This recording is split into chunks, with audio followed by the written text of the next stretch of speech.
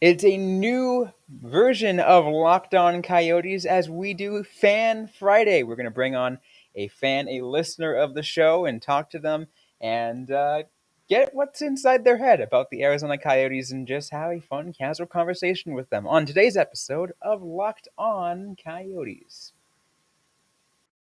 You're Locked On Coyotes, your daily podcast on the Arizona Coyotes, part of the Locked On Podcast Network, your team every day.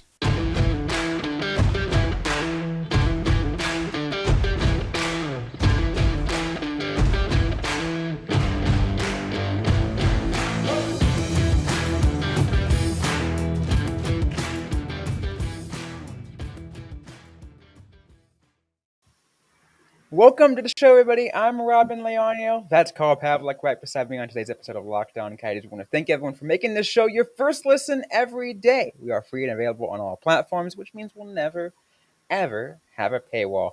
You heard what we said earlier. It is Fan Friday. We welcome a fan onto the show, Cameron Siciliano, once again returning for the second time, coming back after it's 2 months apart. Welcome back, Cameron. Hi. Welcome back. Very, very fun to be back. Well, we got a great show this time. Last time we were doing player grades. We were talking to you about Clayton Keller, but now you know what? Let's just, drop most of that. Have a fun, casual conversation. Obviously, first we do have to get some house cleaning, because Carl and I were talking about this player all week long, and Kyle Capobianco, the defenseman who was not tendered a qualifying offer, has officially left the Coyotes nest and is signed with the Winnipeg Jets. Winnipeg sucks. That's Hard fair. take. They're going to attack me for that. He signed a 2-year deal. Very nice for him. $1,525,000. It is a 2-way deal. Looks like the most he can get in the minors is $1.1 million. So honestly, he's not going to be making much less if he gets sent down to the AHL. Good deal for him, since I can see him maybe ending up there. Yeah, I've always referred to him as that perennial quadruple A player, as I mentioned to you about like a few other Roadrunners out there. It's just like he's just so good in the minors, just can't translate into the NHL. But nope. And he was, it's a shame that he's going to a Central Division team, though. That having to see former players multiple times a season, that sucks. I never like that. I will say this though: if he gets sent down to the Manitoba Moose, the Roadrunners barely ever play them. So positive stat right there. That's perfect. Although I feel bad for the Moose, they have to stay in Manitoba all this time. They don't get to come down to Arizona. They came I think Manitoba came to Tucson once. Can you guess when that was? A long time ago. It was a big event in Tucson. It was I would say not a big event. It was a big game for a big reason. 2017 is my guess. First inaugural game for the Tucson Roadrunners. So you're in the right year, Carl. So it's that 2016 year. I was gonna say was it that. Playoffs? Not the playoffs. It was the game in which Craig Cunningham collapsed on the ice before the game. So they postponed the game. And have they never come back, or He never came back since. I don't think it got made up. The Tucson ice is just jinxed now. Manitoba will never come back. Speaking of Winnipeg, I found this out the other day, and I didn't know this was a thing until someone I knew actually was there. Winnipeg actually has an airport. Yeah, we just love to make jokes about it. I love that there's a joke that they don't have one, but I was convinced that they didn't have one until someone I knew was at the Winnipeg airport. And I was like, damn, it's actually real. It's also apparently like the 7th busiest airport in North America. That wouldn't surprise me. Like Central Canada, you get like a lot of things. I mean, my extremely small hometown in Western New York had an airport. So Winnipeg having one, like Makes sense. it's a joke, but yeah. And I mean, they don't have parks, or what else did Brizgalov say? There's no parks, there's no museums, I think it was. Very memorable quote from his time with the Coyotes. Didn't want to go to Winnipeg, and he just badmouthed them for not having parks. Not that you would want to go outside in a Winnipeg winter when he'd be playing, but who knows? Brizgalov was a guy. Yeah, I've had some people that I know that were from Winnipeg, and they said like it's just cold. That's all that matters. It's just cold. Apparently, I mean that's it, right? Like, can't be much there. I mean, it's Manitoba. This is it's literally nothing around there. I shouldn't be allowed to speak on places not having anything to do. I'm literally from New Jersey. We have nothing. I mean, I remember years back watching a Canadian sitcom called Little Mosque on the Prairie, and they always referred to Winnipeg as the big city, which was always fun. It's also how I learned that Winnipeg has one of the highest car theft rates in Canada. Not sure why, but just a lot of stolen cars in Winnipeg. It's so At random. least in the early aughts. So random. So random. Anyways, though, that's the deal with Cal Cat with Bianco. But let's go get into the fun bits of Fan Friday. First of all, Cameron, how has the summer been? And as a as a Coyotes fan on your side, like from the fan perspective, because this summer has been. I mean, I don't really know. I got nervous. Let's go qualifying offers. We'll talk about like this week. Because the summer's kind of been boring otherwise. There's not really much happening. Actually, no. We'll go to the draft first. We'll talk about the draft, and then we'll talk about qualifying offers for agency. Sure. The draft, loved the draft. I think that was great. I think we drafted a bunch of key players that'll do some good things for the Coyotes. I'm not going to name names on who because I'm going to get shredded, especially by Robyn, so I'm not going to say anything. But I think there's a lot of guys that we drafted that will make a huge difference for us when they need to. Like, I think Logan Cooley is going to be great. I think Connor Geeky, once he shapes up, like, he's going to be great. The rest of them need more work than the other two, I think. Personal opinion. But you never know. I mean, that's fair, and I think we had Will Skelch on, yesterday, and he was very critical about Maverick Lamoureux. He's like, yeah, this guy's got a long way to go. He was critical of all of the Coyotes picks other than Cooley, and surprisingly enough, the guy they drafted in the 7th round. But let's be real though. Maverick Lamoureux is like what, 6'7"? He's huge. He's 18, I think, and 6'7". But he's also underweight. That too. Yeah. So it's like you do have a lot of work to do with that because that's such a big kid at that age. Like, I don't think I know like one kid who's 6'7", and I don't know him that well. So it's like insane. I genuinely don't. Like, I think he's gonna need a few years. I think like the rest of them. Again, I'm not gonna say who I'm thinking because I'm gonna get shredded. So I'll just keep that one to myself. But like, I think they all need a few more years. And that's fair. Also, just like in general, like if you're not going top 5, you're probably not going to play the first season. And even Cooley going 3rd overall, he's not going to play. Like everyone knew going in, he's going back to Minnesota. You got it, but you were so freaking like every time you're just like, am I getting it right?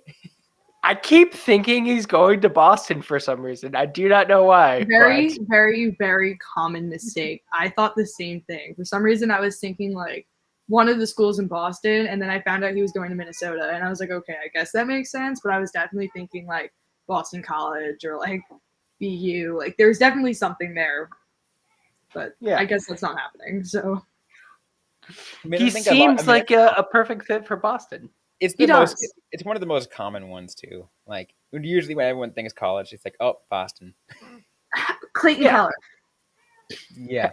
Because we Speaking all watched Good Will Hunting when we were children, and we all learned that college in Boston is pretty much the only place to go. True. There's so many colleges in Boston. I mean, the other show that kind of taught me that is Gossip Girl. All the schools that they are like talking about going to are either in New York or Boston. Like the entire show is set in New York. Why you want to stay there, guys? Please leave. I mean, that's Change the scenery. that's Ivy League territory, isn't it? So Yeah. makes it. I The guess that Upper makes East Side. Well, they were all rich on Gossip Girl anyways, so it doesn't matter. Absolutely. Well, we still got more to get to on this episode of Locked On Coyotes. It's Fan Friday. We're talking with Cameron Siciliano to just talk about some Coyotes bits, being how it's like being a fan. We're going to continue the conversation in just a moment. First, we're going to turn to Carl for a quick word. So I have a message from our friends at betonline.net. It's your number one source for all your betting needs and sports information. You can find all the latest sports developments, league reviews, and news, including Major League Baseball. BetOnline is your continued source for all your sports wagering information, including live betting, esports, and scores. And BetOnline is the best place for all your sports scores, podcasts, and news this season. BetOnline is the fastest and easiest way to check in on all your favorite sports and events, including MMA, boxing, and golf. Plenty of stuff happening. I know it's the offseason for hockey, but there's plenty of sports that you can bet on. And you can head over to the website today or use your mobile device to learn more about the trends and action. BetOnline, where the game starts. So let's continue this episode, Locked On Coyotes, as we continue Fan Friday once again with Cameron. And Cameron, you were talking about the qualifying offers too as Yeah. well.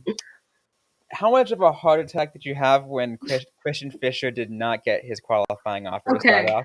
I don't want to talk about it. I don't think it was you guys I talked about this with. I think it was Nick, but when I did his podcast. But it was really funny because I made a joke about the playlist I have called Fisher is a Free Agent. And I was like really expecting him to enter free agency.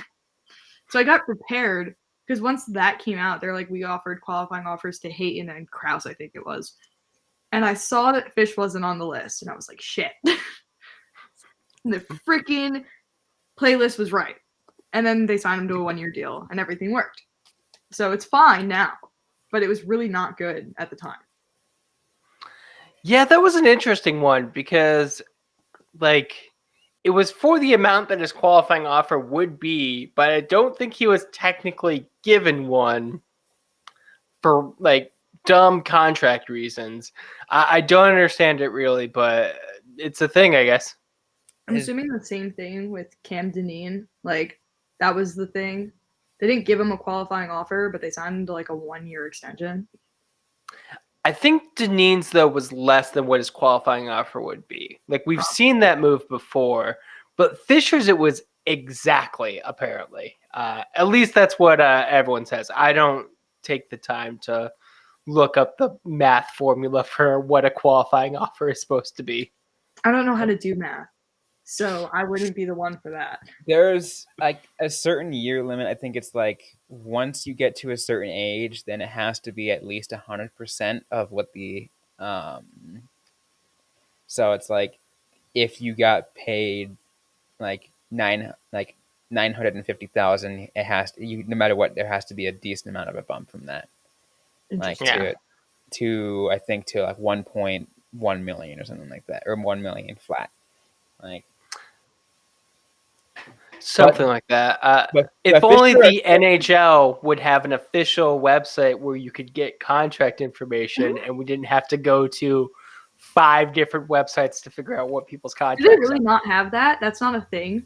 No, because a lot of NHL clubs, for example, the Coyotes are actually one of these clubs in which when they release their press releases per club policy, details of this contract are not disclosed. Yeah, I saw that with the Coyotes. It gets super freaking annoying. Damn. Yeah, so Cap Friendly, for example, finds out via other sources, and then they confirm it, and that's how it compiles its data.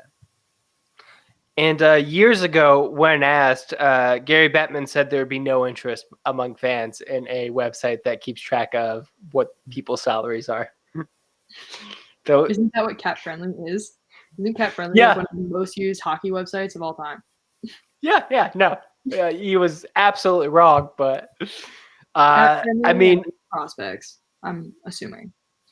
I think when he said it, it was like early on in Cat Friendly's days. So he didn't realize how wrong he was yet, but everyone was like, "No, this is where those Now things are there's no way to standardized." compete. Now there's no way to Yeah. compete.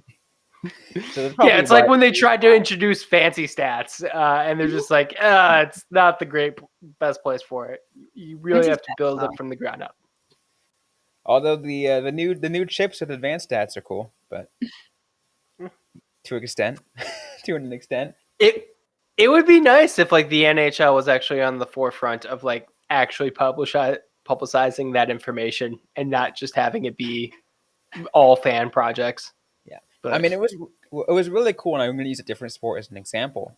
I was visiting the studios of ESPN in Los Angeles a few years back, and they showed us a model of that they were doing for that showed like these specialized cameras in NBA arenas, in which it can track every little thing from like where the shots are, where the shots are, and find heat maps and go a lot more in depth and a lot of different advanced stats on there, and it was cool. And it was like it even kind of got integrated with for official NBA stats too. I'm like, wow, that's cool. The NBA is so confusing. I don't touch on, I'm not a basketball fan. I don't watch basketball. It's just never been my thing. Because I'm going to talk about this briefly because I know nothing. Does the NBA just like not have a cap? Because they just signed, like the Suns just signed like DeAndre Ayton to like this $33 million deal. And it's insane. Like you don't need to be making that much money. And why are we offering him this much money? All right, a couple things to be clear on that. Suns didn't sign it. Indiana did, but the Suns can match it. The Suns matched it. Oh, did they match it? Yeah. I guess it did, but that wasn't. But yeah, but That's what it was I meant. it was the Pacers that did the contract. But they do have a cap, a salary cap. You? But if you go over, it's luxury tax. Oh. Yeah, so I hate the luxury tax. Yeah. I think people who are trying to bring it to hockey are only people who like big market teams. Tampa Bay. Sorry, now that's just fun cap circumventing. I'm absolutely fine with going and screwing with the rules. That's fun. Just gonna out every team for you, so you don't have to. Because No, I'm just your guest. No one can say anything to me. It's eventually going to be like, yeah, if they went soft cap and luxury tax, it's literally like Montreal and Toronto and Boston are just literally going to throw as much money as they want at whoever they want. And Toronto's already kind of doing that. Toronto's trying to bend the rules a little bit this free agency. I see what they're going. When they gave John Tavares like first year $15 million, you're just like, what? Yeah. I mean, imagine what Vegas would be doing with a soft cap. They would probably not be in the really stupid hole that they dug themselves into. Didn't we all say that was going to happen? That was like a thing. Oh yeah, no, we all knew. It just we didn't. No one ever wanted to admit it because. Well, it was kind of the thing where it's like, all right, this is going to run out eventually. You better win a cup in the next 3 years. Otherwise, You're screwed for 5. And they didn't win that cup. Their window's probably not closed yet, but it's going to be. They still got some runway. You guys want to hear a fun fact about the Coyotes this year? Let's hear it. Sure. So this is not insider information, and it comes from just me because I did like the math a little bit. I can't do math. That's not true. I did like putting it together pretty much. Judging by how every team in the West is looking right now, like the Central, like just the West Division, and how like the Flyers are dealing, even though they're not in the West, the Coyotes' chances of making the playoffs this year are super high. Like super high. At the moment. Given that Chicago is only going to get worse, I cannot. That's possible. Chicago's only going to get worse. Vegas is getting worse with the whole Pacioretty thing. Like, it's just going like this. Anaheim is still at the bottom. San Jose is still Anaheim at just the signed bottom. Ryan Strome to a 5-year deal, dude. Like, I just, oh man, hate that. Good for Anaheim, actually. Just good San for Jose has 6 goaltenders. Did you see that? They have like 6 goaltenders signed. I did not see that. No, they signed Oscar Lindblom. They just signed Aaron Dell again. I'm not entirely sure why.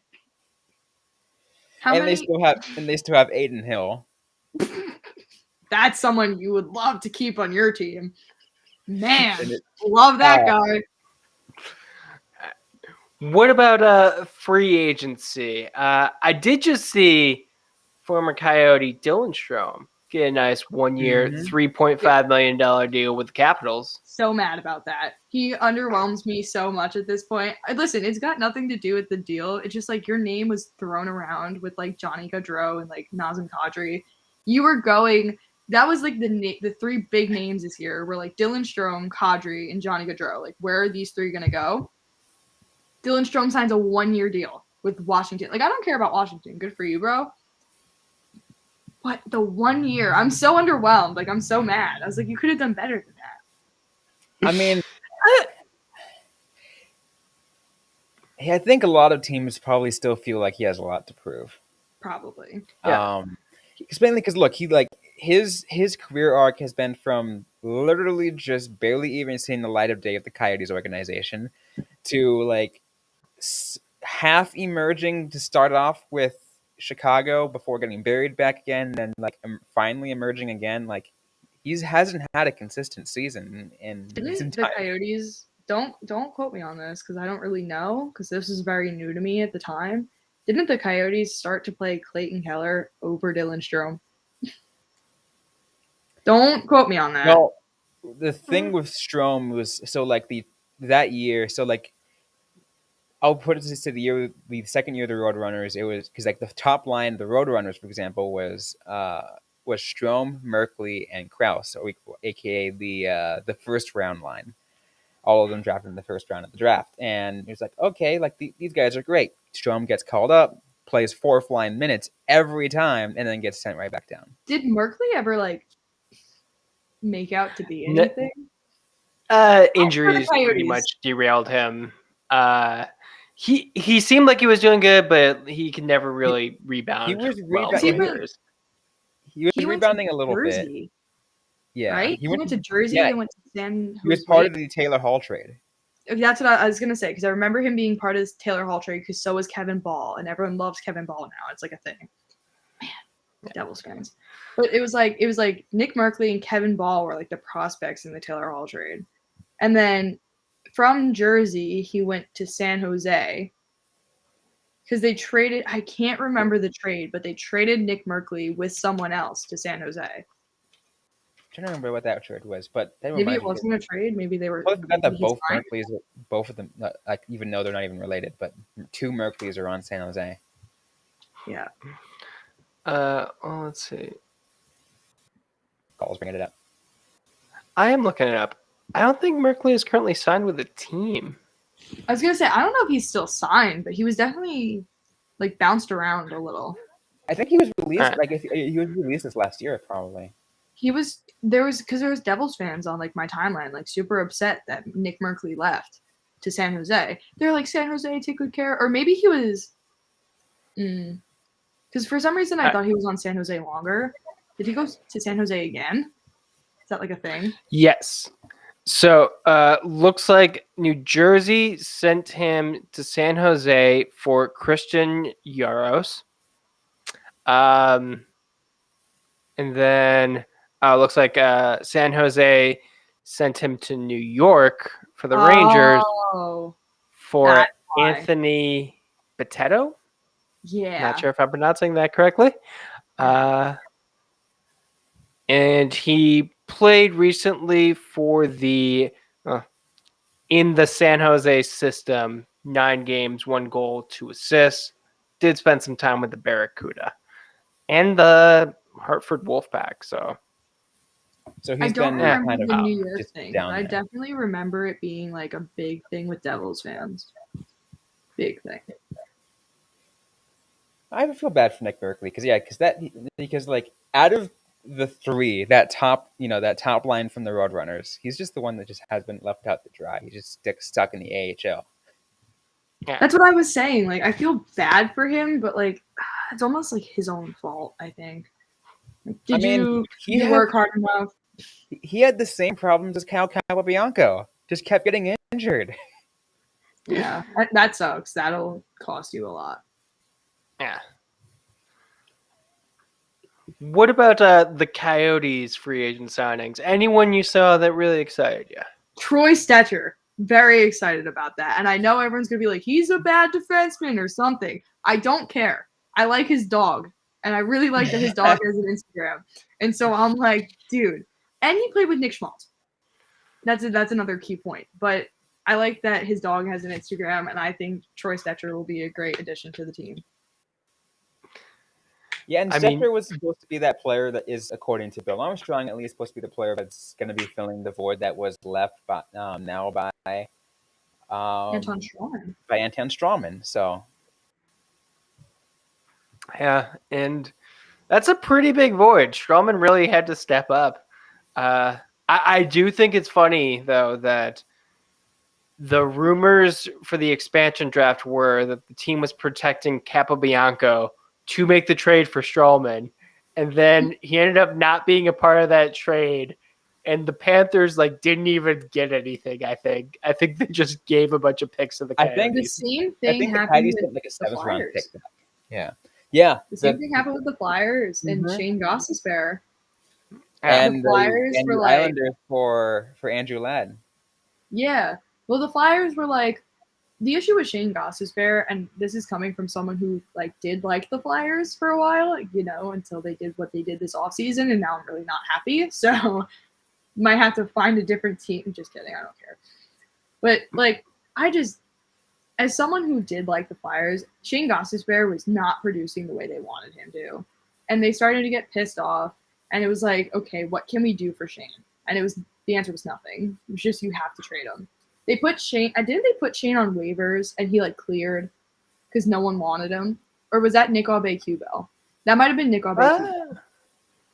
I think you're right. I think Gostisbehere was on waivers at one point, late in the season. They put Shane on waivers. Yeah, you're right. They put Shane on waivers, and then there was this thing where no one took him, and we all were nervous that someone was going to take Shane Gostisbehere. It's a big thing. Twitter blew up.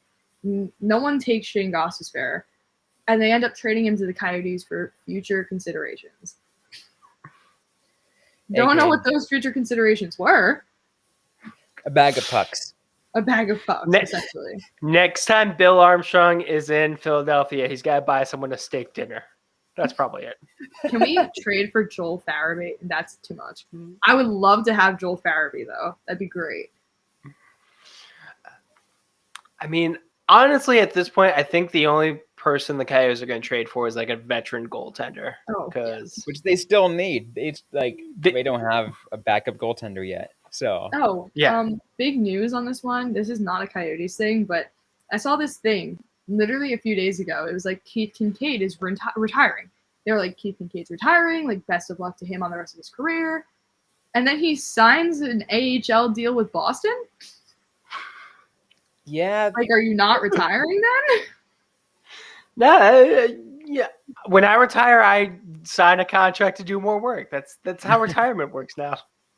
I'm Keith Kincaid, honorary millennial. NHL Network literally covered it. They're like, Keith Kincaid's retiring. It was a thing. NHL Network covered it, and I saw it the morning of free agency before it started. They were talking about it. They're like, good luck to Keith Kincaid, best of luck in retirement. And then he just signed a deal with Boston, and I was like, all right then. Keith Kincaid is a couple days younger than, or 1 year and a couple days younger than me. So yes, Keith Kincaid is a millennial, like all millennials. He is never going to retire. He's just going to keep doing the same job until he dies. Good for him. in That net sounds about right. for the He's gonna die on the ice, just in net for like the next expansion team. Like you never know. Yeah, compare that to the Gen Z players who are just going to be like, yeah, I'm done. Lacrosse goal on him. That's how he just ends it. That's how his Yep. life ends. Someone does a lacrosse goal on him and that's it. He just flops and dies like on the ice. Absolutely. sounds about right. I guess since we're running a little bit out of time here, we'll probably get a couple more things though. I guess general things of the Coyotes for next year that you're excited for, and just anything else coming up for you. I have two things. So I missed this because it came way before the draft. Actually, a few friends and I actually did a Coyotes fan project, and it got like super stupid attention for no reason, which was pretty insane. Took me 2 months to figure out how to do it. Took me 2 months to send it to 25 different people, but it worked. Took me an extra month to get it out because it was supposed to come out at the end of the year, at like the end of the season. Came out in like May, like a month later. But it got like quote tweeted by one of their journalists or whatever. It was pretty insane, pretty weird. Long day that day. That's it. But then Coyotes like new stuff. I don't know. I'd like to see us actually win a few more games. That's not going to happen. At least like, not next year. It's not happening. Like, let's not leave Vejmelka out to dry, please. At least one game. I want one game where we don't leave him hanging. Let's at least hope like if no That's more my other second thing. period collapses then. I want Jacob Chikrin to step up next year because if not, he's traded by the deadline. I'm telling you. Calling it now. If he doesn't step up this year, he will be traded by the deadline, and they're going to name Clayton captain, which would be ideal for me. Not gonna. I don't know that soon, but not that soon. But they're gonna name him captain. Probably. Or at least I think so. Probably. And people are not happy with me for saying that. Very biased opinion over here. I mean, let's put it this way. Clayton Keller was the player that spoke at the Tempe City Council meeting. That is captain worthy. And you know who was right there with them? Christian Fisher. that was so funny. Absolutely. They were like, Fisher and was it Krause, I think. They were there. It was Fisher and Schmaltz. What was that? I only remember because the day that happened, I was at this event for my school for the program I'm in, and I forgot it was happening. And Clayton spoke while I wasn't allowed to be on my phone, and my phone blew up yet again. Yeah, I think the group chat I have with you and a few other Coyotes fans and listeners are just like, they're just like, Cameron, he's doing it. Everyone was like, Cam. I was like, what? I did confirm, yes, Nick Schmaltz. Okay, Nick Schmaltz. It was Schmaltz. There you go. We would have remembered if it was Lawson Krause because there would have been one person like a foot taller than everyone else. Listen. Yeah, you got a good point. I'm going to try this year because of my like little connection with the media team. I'm aiming because we had the Michael Carcone thing last year. Instead of having that happen this year, I'm convincing them to use Swag Schmaltz. It has to be a thing this year. And if it doesn't happen, I'm going to be so mad. Been saying it for like over a year now. Yeah. The more memes, the better. You got to, just Gen Z, the social media scene. I've already started the Barrett Hayton Clayton Keller twins thing. That was my idea. Calling you guys out. Listen, hire me at this. I'm kidding. I don't need to be hired. Maybe. Never know. Anyways, though, any final thoughts you'd like to share before we close it off? Not that I can think of. I don't know. I'm not really nothing fun. Anything from you, Carl, to get ready to close off? No, I think we touched on a lot today. All right, sounds wonderful. Well, Cameron, thanks for coming on this show on our first version of Fan Friday this summer. It's absolutely fantastic. Hoping to do more of these Fan Fridays. They're absolutely fun. Anytime. Anyways, that's going to be it for today's episode. That's going to be it for today's episode of Locked On Coyotes. If you like what you heard, don't forget to leave a review, like, comment, subscribe if you have yet to already. We're available everywhere you get your podcasts, including on YouTube. Don't forget to interact with us on social media. We're on Facebook, facebook.com/LockedOnCoyotes, on Instagram at LockedOnCoyotes, and on Twitter at LO_Coyotes. I am personally at Robyn_Leonio. Carl Pavlock is Carl Pavlock FFH. Interact with us, ask the question you might have. We might answer right back or on a future episode of the Locked On Coyotes podcast. That's going to be it once again for today's episode of Locked On Coyotes. Hope you guys are staying safe out there. Hope you guys are staying healthy. And don't forget To howl on.